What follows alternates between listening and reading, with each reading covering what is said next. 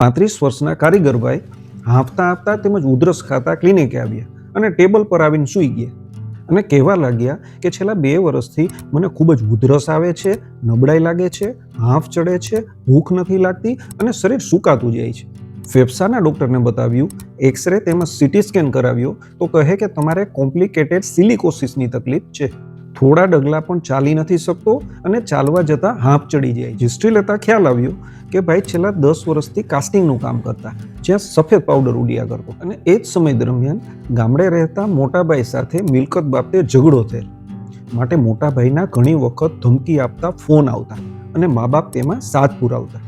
પોતાને ખૂબ જ ગુસ્સો આવતો, પરંતુ ડર અને બીકના કારણે કાંઈ ન બોલી શકતા અને એ પછી જ તબિયત લથડવા લાગી.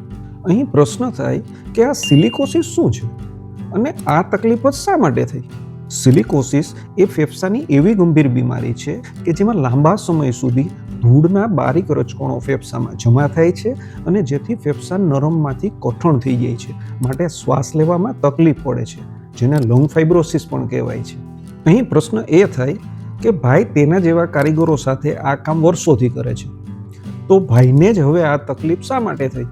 અહીં જ્યારે વ્યવસાયિક કારણ સાથે કૌટુંબિક ઘૂંટણ આવી, તેણે ફેફસામાં સિલિકોસિસ રૂપે રોગ ઊભો કર્યો. અહીં વ્યવસાયિક વાતાવરણ, કૌટુંબિક ઘૂંટણ તેમજ દબાયેલા ગુસ્સાને ધ્યાનમાં લઈને બંધારણ મુજબ હોમિયોપેથિક દવા આપવામાં આવી. ફક્ત 2 મહિનામાં જ ઉધરસ બંધ થઈ ગઈ, હાંફ ઓછો થઈ ગયો, ખોરાક તેમજ વજન વધ્યા અને કારીગર 1 કિલોમીટર ચાલવા લાગ્યો. માટે પ્રબળ વિશ્વાસ અને ધીરજ સાથે યોગ્ય હોમિયોપેથિક દવા ભળે તો સિલિકોસિસ જેવી ગંભીર બીમારીમાં પણ સારા પરિણામ મેળવી શકાય છે. આ રીત એવા લોકોને શેર કરો જેઓને ફેફસાના રોગોની તકલીફ છે.